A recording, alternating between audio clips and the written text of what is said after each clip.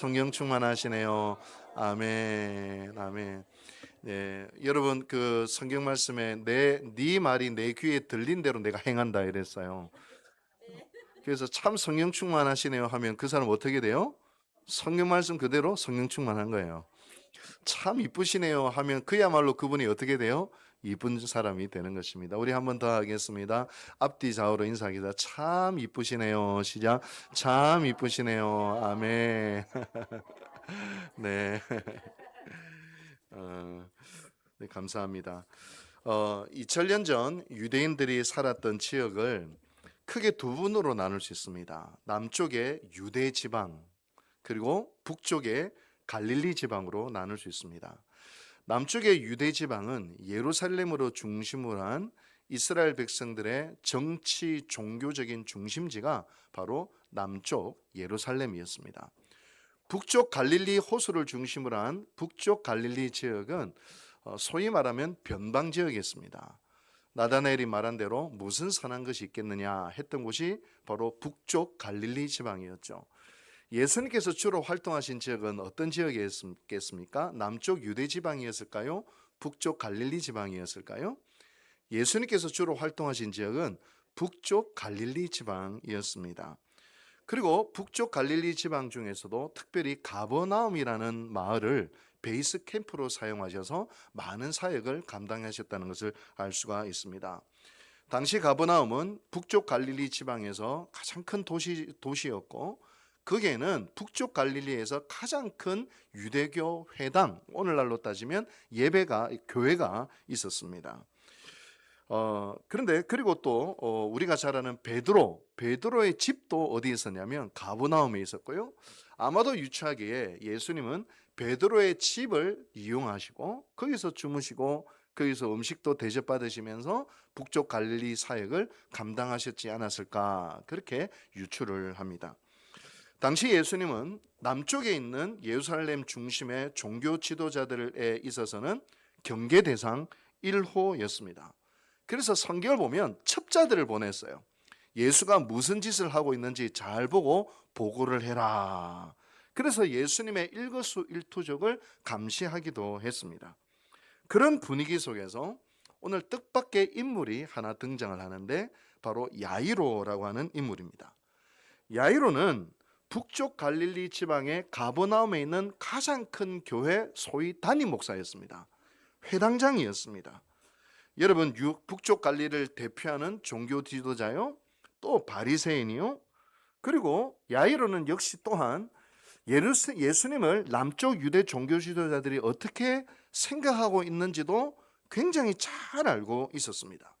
남쪽 유대 종교 지도자들이 예수님을 제거하려고 했고, 증오했고, 혐오했고, 그리고 그를 어떤 이유를 들어서든지 그를 죽이려고 했다는 것을 북쪽의 가장 큰 종교 지도자인 야이로 역시도 잘 알고 있었습니다.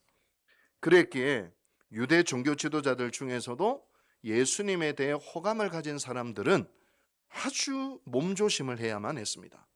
가령 요한복음 3장에 보면 니고데모라고 하는 유대 종교 지도자이자 바리새인은 사람들의 눈을 두려워해서 밤중에 몰래 예수님께 찾아와서 구원에 대해 질문을 했다는 것을 볼 수가 있습니다. 여러분, 사실 한국 교회에서도 큰 교회 담임 목사가 되면 의외로 누릴 수 있는 것이 생각보다 많습니다. 좋은 차도 교회에서 주고요, 또 좋은 집도 살 수 있도록 해주고, 사례금도 또 넉넉하고 목회 활동비도 넉넉하게 줍니다. 그리고 노후를 위한 연금도 아주 잘 교회에서 준비를 해주죠. 또 거기에 따른 존경과 명예를 받기도 합니다. 야이로는 소위 북쪽 전체 지역에서 제일 큰 교회 담임 목사예요. 얼마나 많은 것을 누렸겠습니까? 얼마나 많은 명예와 얼마나 많은 것을 또 가질 수 있었겠습니까? 그리고 이걸 지키기 위해서는 예수님과 절대로 친해져서는 안 됩니다. 예수님을 비난하고 공격하는 무리들 속에 머물러 있어야만 자신이 가지고 있는 모든 명예와 권리와 유대 종교 지도자로서의 자격과 가버나움의 담임 목사라고 하는 그 위치를 지킬 수가 있었던 것입니다. 근데 오늘 본문을 보면 굉장히 놀라운 일이 하나 발생을 하는데, 야이로가 그런 예수님 앞에 나와 그 발 앞에 머리를 조아리고 바짝 엎드려 무릎을 꿇습니다. 그의 동료들이 혐오하고 저주하고 제거하려고 하는 그 예수님 앞에 완전히 항복을 하고 있는 것입니다. 지금 이 야이로의 이 행위를 통해 자신이 가진 모든 부와 권력과 명예를 다 내려놓는 겁니다. 이 행위를 통해 갈릴리 최고 종교 지도자라고 하는 자신의 모든 사회적인 존경과 명예조차도 다 포기를 합니다. 이 행위를 통해 자신의 모든 삶의 결정권과 그의 모든 교만과 그의 모든 권위까지도 다 내려놓습니다. 이 행위를 통해 모든 것을 다 내려놓은 채 주님 그저 불쌍히 여겨주십시오 라고 하는 처절한 절규만 주님께 올려드리고 있습니다. 여러분, 도대체 무엇이 갈릴리 북쪽 지역의 최고 종교 지도자인 야이로로 하여금 자신의 모든 것을 포기하게 하고 예수님 앞에 그 발 앞에 엎드리게 만든 것일까요? 그 이유는 단 하나, 자신의 딸을 살리고 싶었기 때문입니다. 야이로에게 있어서 딸은 어떤 존재입니까? 다른 모든 것을 잃어도 딸의 생명과는 바꿀 수 없는 바로 그런 존재가 자신의 딸입니다. 제가 작년에 참 힘든 일을 당했을 때 그 무렵에 공교롭게도 제 친구 중에 하나가 아들이 천국에 갔어요. 아주 어린 애인데 천국에 갔어요. 그때 제가 어떤 생각을 했는지 아십니까? 아마 내 친구는 자기의 아들을 찾을 수만 있다면 자신의 모든 재산을 팔아서도, 자신의 모든 것을 팔아서라도 아들을 살리려 했을 거야. 이런 생각이 문득 들더라고요. 왜냐? 저라도 했을 것 같거든요. 문득 근데 제가 이런 생각이 들었습니다. 아, 나는 다 잃었다고 생각했는데 돌이켜보니 진짜 중요한 것은 잃어버리지 않았구나. 우리 아들이 있고 우리 딸이 학교 잘 다니고 우리 아내가 있고 무엇보다도 하나님을 잃어버리지 않았구나. 아, 어쩌면 진짜 중요한 것은 나는 아직까지도 하나도 잃지 않았구나. 아, 나에게는 큰 소망이 있구나. 아니, 작년에 그런 생각이 들더라고요. 여러분, 야이로에게 있어서 딸은 모든 것입니다. 누가복음 12장에 보면 무남 동료 외동딸 12살 딸이에요. 얼마나 이쁠 때입니까? 밖에 나가 집에 돌아오면 아빠 하고 환한 미소를 보여줄 때 그 고단한 것이 다 눈 녹듯이 사라졌을 것입니다. 딸은 야이로에게 있어서 모든 것, 삶의 의미요 목적이었을 것입니다. 근데 그 딸이 죽어가고 있습니다. 달리 말하면 야이로의 삶이 지금 무너지고 있는 것이죠. 딸의 죽음 앞에 종교 지도자 무슨 소용이에요? 누릴 수 있는 부와 권위와 명예, 권력, 재산, 이게 무슨 소용이에요? 자신이 그동안 정말 중요하다고 생각했던 이 모든 것이 사실은 하나도 중요하지 않으며 진짜 나에게 중요한 것은 바로 내 딸이었구나. 그 어떤 것으로도 딸을 살릴 수 없구나라고 하는 깊은 무기력과 절망감 속에 지금 야이로는 무너져 있는 것입니다. 여러분이 야이로라고 하면 어떻게 하시겠습니까? 야이로에게는 지금 두 가지 선택권이 있습니다. 마치 이스라엘 백성들이 출애굽을 하고 광야 40년을 지나서 가나안 땅에 입성을 했을 때에 하나님께서 에발산과 그리심산을 보여주시죠. 너희들이 하나님의 말씀을 어기면 에발산, 축복과 저주가 선포될 것이며 그러나 하나님의 말씀에 순종하고 지키면 그리심산, 축복과 생명이 바로 그리심산 선포될 것이다. 그렇게 말씀하시잖아요. 무엇을 선택하며 이 가나안 땅에 살 것이냐, 에발산이냐 그리심산이냐 선택하라. 하나님 그걸 보여주시잖아요. 야이로에게도 지금 두 가지 선택 사항이 있습니다. 예수님 앞에서 여전히 딸의 죽음 앞에서 내가 난데 북쪽 갈릴리 지방의 최고의 큰 교회 담임 목사인데 내가 이 동안 이룬 성공과 업적과 부와 명예 이런 것들이 있는데 그러면서 예수님을 외면할 것인가? 아니면 예수님 앞에 모든 것을 내려놓고 그 앞에 엎드려 딸의 생명을 구할 것인가? 여러분, 우리도 이와 비슷한 선택을 해야 될 때가 있습니다. 지금 여기까지 내 삶을 지탱하고 여기까지 성공으로 이끌어왔다고 하는 내 경험들, 내 헌신들, 내 지식들, 내 힘, 내 삶의 통제권을 나는 잘 컨트롤하고 생각해왔다고 하는 굳건한 자기 중심적인 삶이 있습니다. 어떤 문제가 발생했을 때 여전히 나는 내가 하면서 나라고 하는 주어를 포기하지 않습니다. 그러나 결정적인 순간 도전을 받습니다. 내 힘, 내 능력, 내 성공의 경험으로는 도저히 해결될 수 없는 그 문제가 나에게 다가옵니다. 바로 그 순간이 어느 순간이냐? 나를 버려야 할 때입니다. 나는 내가 해왔던 철저히 자기 중심적인 태도와 성공의 경험과 나의 지식과 나의 오름을 다 내려놓는 순간이 반드시 찾아오게 되어 있습니다. 여러분, 삶의 진실은요, 인생을 살아가면 나의 힘으로 어찌할 수 없는 것이 생각보다 많습니다. 여러분, 제가 생각해 보면 자식이 내 마음대로 되나, 배우자가 내 마음대로 되나, 아니 나도 내 마음대로 못 하잖아요. 나도 내 죄 하나도 못 끊잖아. 내 습관 하나 못 끊고 내 말의 버릇 하나 못 끊는 나도 내 마음대로 못 해. 내 아들 내 자식을 내 마음대로 할 수 있습니까? 내 배우자를 내 마음대로 할 수 있습니까? 다른 사람을 내 마음대로 할 수 있습니까? 그런 대로 내 마음대로 안 된다고 괴로워하고 고통하는 것이 우리라고요. 이건 삶의 신비는 뭐냐?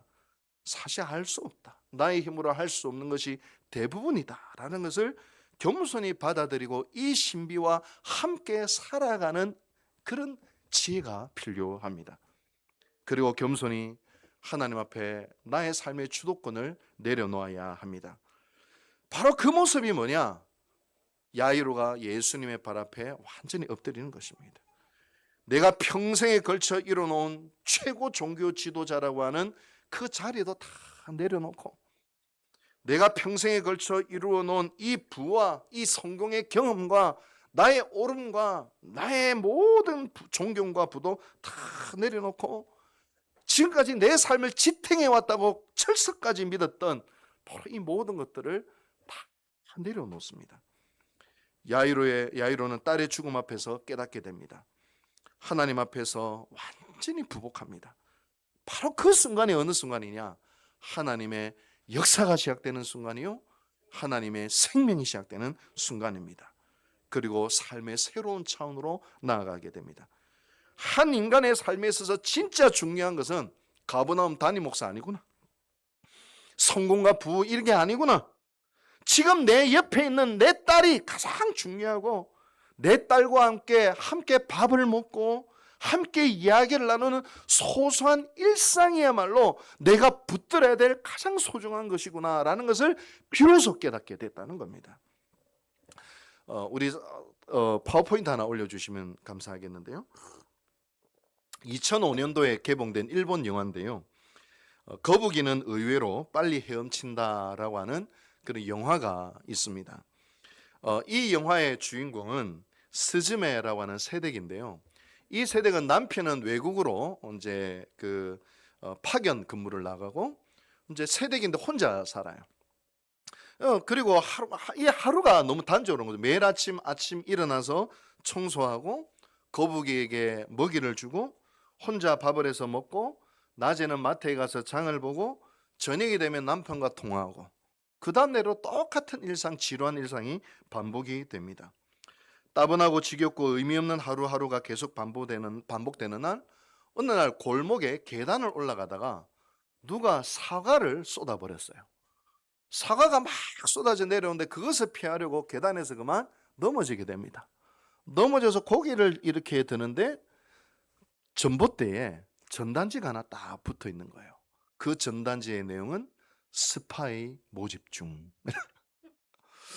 지루한 일상을 살아가던 이 세력이 스파이 모집 중이라는 전단지를 보고 갑자기 호기심이 생겼어요. 전화를 해서 그 스파이를 모집하는 본부에 찾아갑니다. 허름한 가정집이에요. 거기에 자칭 스파이 대장이라고 하는 부부를 만나게 됩니다. 그리고 그들이 내건 스파이가 되는 조건이 딱 한 가지입니다. 스파이는 다른 사람의 눈에 절대 띄면 안 된다.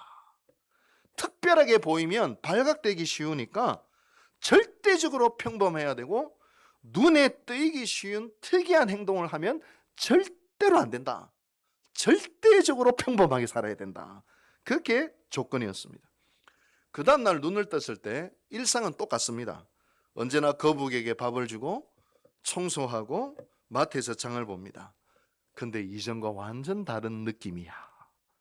자신이 스파이가 되었다고 생각하니 먼지를 털 때도 최대한 평범하게 특별하게 털면 안 되니까 최대한 평범하게, 장에서 양배추를 집을 때도 내가 스파인 것을 들키면 안 되니까 최대한 특별하지 않게 평범하게 이게 짓고, 거북이에 밥을 줄 때도 특별하게 주면 안 되니까 최대한 평범하게 막 주려고 하면 엄청 누가 스파이로 볼까봐. 여러분, 일상은 변화된 것이 하나도 없습니다. 하던 일을 똑같이 합니다.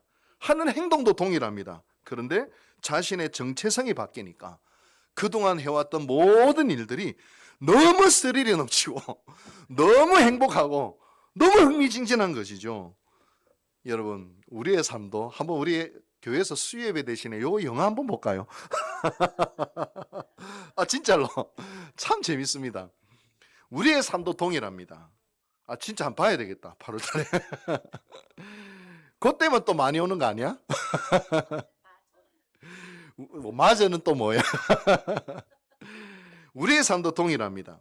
세상의 껍데기를 벗고 자아라는 동굴을 파 들어가는 것을 멈추고 우리의 시선을 나에게로 끊임없이 돌리는 걸 멈추고 하나님께 시선을 돌리는 순간, 예수님 앞에 무릎을 꿇고 나를 다 내려놓고 그 예수님의 발 앞에 엎드리는 그 순간 우리의 삶에 새로운 차원과 새로운 시선이 열리기 시작해요. 내가 늘 일상적이고 지겹고 반복적으로 하던 사소한 일들이 이것 안에 진짜 행복이 있구나. 여기에 진짜 중요한 것이 있구나. 여기에 교회를 살리고 영혼을 살리고 하나님을 기쁘시게 하는 위대한 일상이 여기에 있구나라는 것을 알게 되었어요.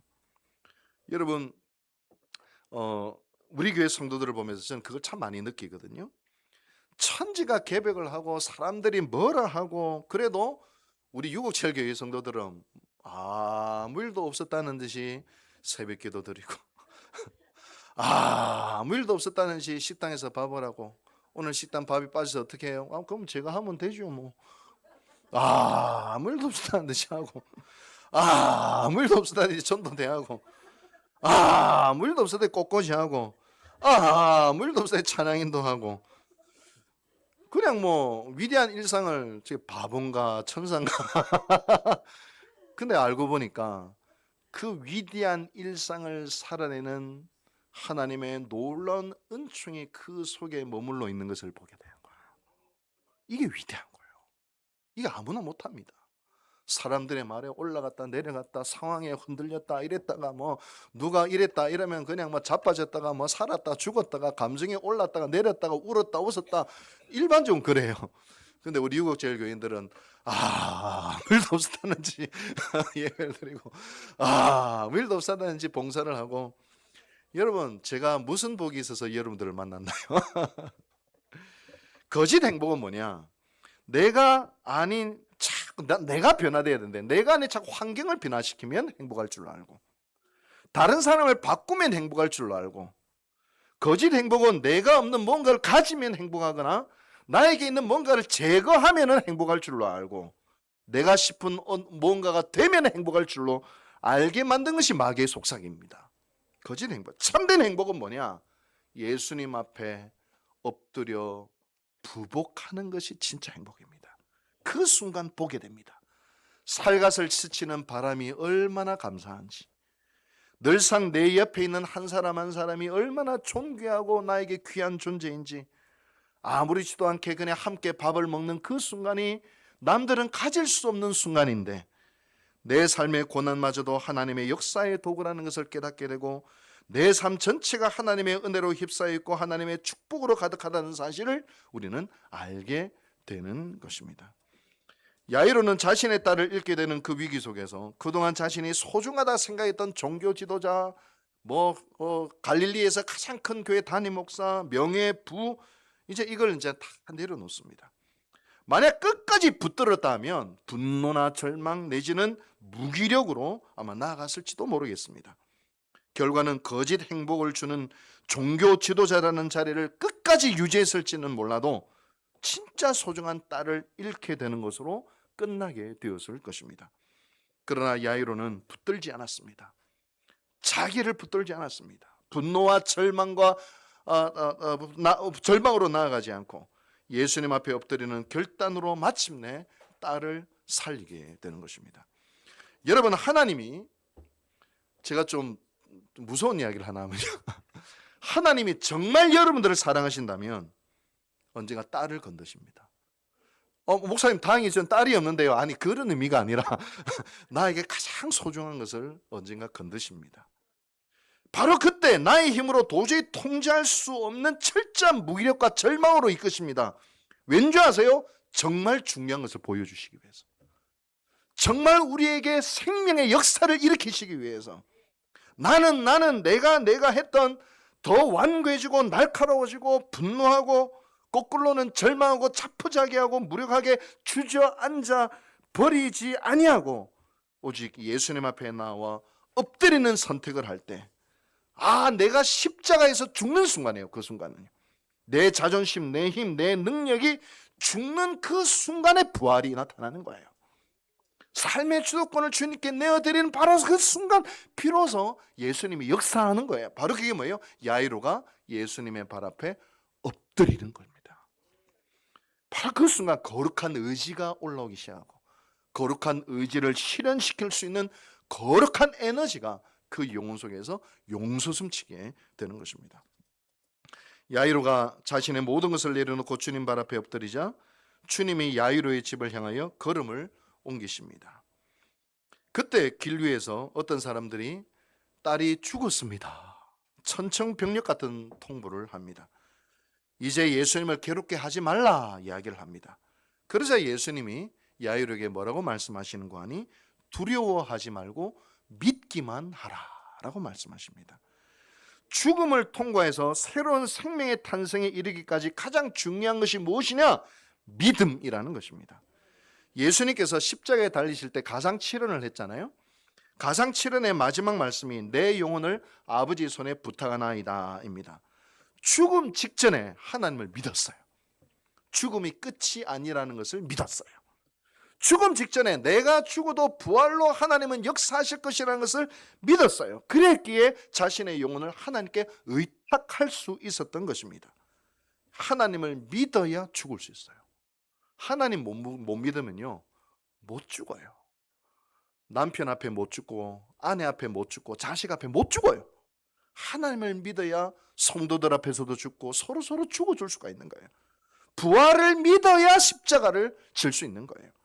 하나님이 살리실 것을 믿으니 주님도 순종하신 것입니다. 다시 살기 위해서는 이 믿음이 필요합니다.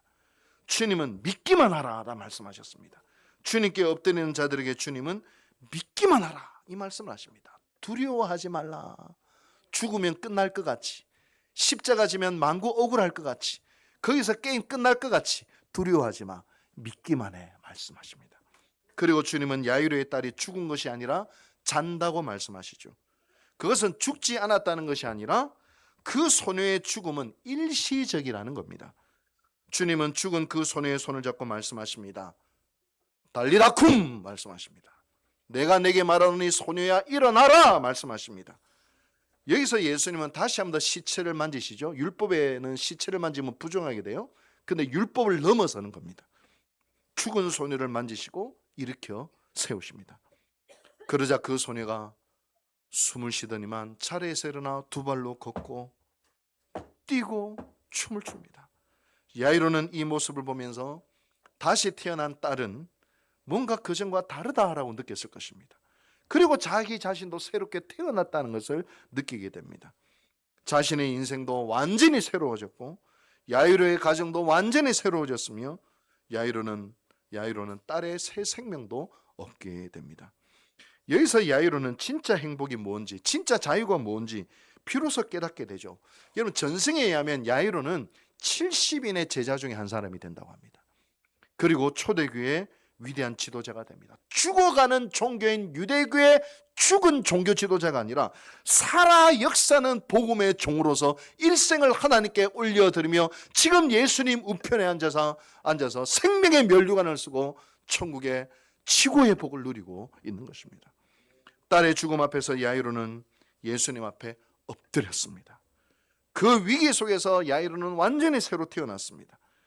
인생의 중요한 가치를 발견하고 자신의 영혼을 걸만한 참된 행복을 얻게 되었습니다.